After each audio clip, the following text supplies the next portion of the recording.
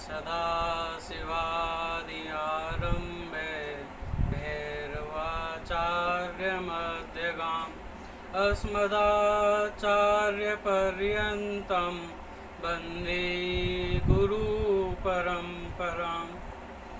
जय श्री मित्रों, सभी भक्तों को आज श्री गुरु पूर्णिमा महामहोत्सव की हार्दिक शुभकामनाएं। हमने और आपने आज बड़े हल्लोल्लास से व बड़े भक्ति भाव से यह गुरु पूर्णिमा महोत्सव मनाया। जैसा कि आप जानते हैं, आज से ही चतुर्मास प्रारंभ हो रहे हैं। आज गुरु पूर्णिमा के महोत्सव पर हम चतुर्मास का प्रारंभ करेंगे। वैसे तो आगम और निगम शास्त्रों में चतुर्मास के लिए बहुत से नियम बताए गए हैं तथा इन्हें प्रारंभ करने की भी अनेकों विधि बताई गई हैं। जैसा कि आप और हम जानते हैं कि निगम शास्त्र में प्रत्येक देवता के लिए प्रमुख रूप से हमारे पंचायतन उपासना के रूप में 5 प्रमुख देव हैं व 5 ही संप्रदाय प्रमुख रूप से बताई गई हैं। इन 5 संप्रदायों के देव शयनोत्सव व देवोत्थानोत्सव अलग अलग तिथियों पर मनाए जाते हैं। जैसे भगवान श्री गणेश का शयनोत्सव आषाढ़ शुक्ल चतुर्थी को मनाया जाता है और भगवान सूर्य का सप्तमी तिथि को व भगवती का शयनोत्सव अष्टमी तिथि को व भगवान नारायण का शयनोत्सव द्वादशी तिथि को मनाया जाता है और भगवान विष्णु जो आदि विष्णु हैं उनका शयनोत्सव चतुर्दशी तिथि को मनाया जाता है। परंतु हम जब भी चतुर्मास्या का प्रारंभ करते हैं तो उसके मुख्य रूप से अनेकों प्रकार सुनाई में देते हैं।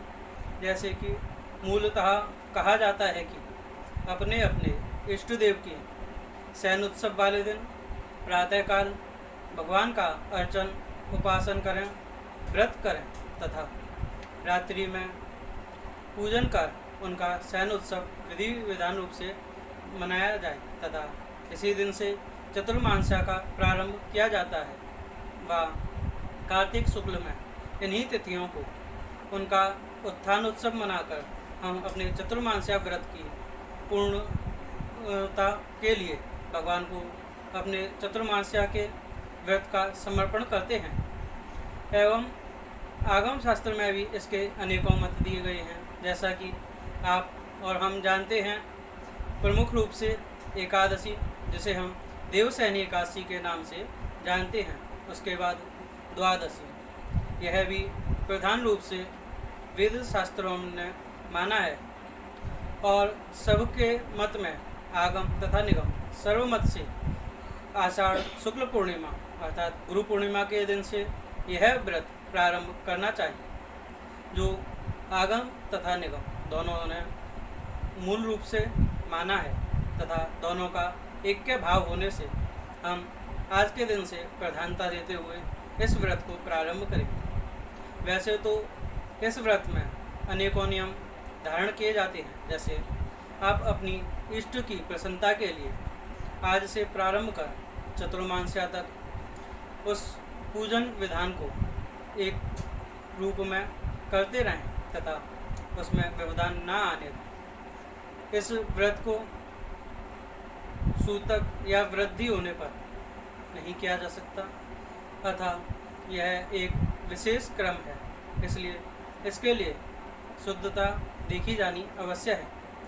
आप और हम कुछ मुख्य नियमों को जानेंगे। जैसे श्रावण मास में शाक का भोजन नहीं करना चाहिए और भाद्रपद मास में दधि अर्थात दही को नहीं खाना चाहिए।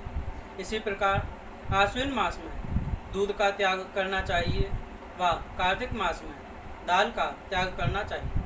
चतुर्मास्या के अंतर्गत हम बहुबीज वाले फल अथवा सब्जी नहीं खाते हैं, जैसे बैगन आदि। इसी प्रकार की अन्य वस्तु त्याज्य कही गई हैं, जो आप अधिक जानने के लिए हमारे व्लॉग को देख सकते हैं। हम और आप आज गुरु चरणों का आश्रय लेते हुए चतुर्मास्या का प्रारंभ करें। इसी के साथ आप सभी को गुरु पूर्णिमा की हार्दिक शुभकामनाएं। जय श्री जी।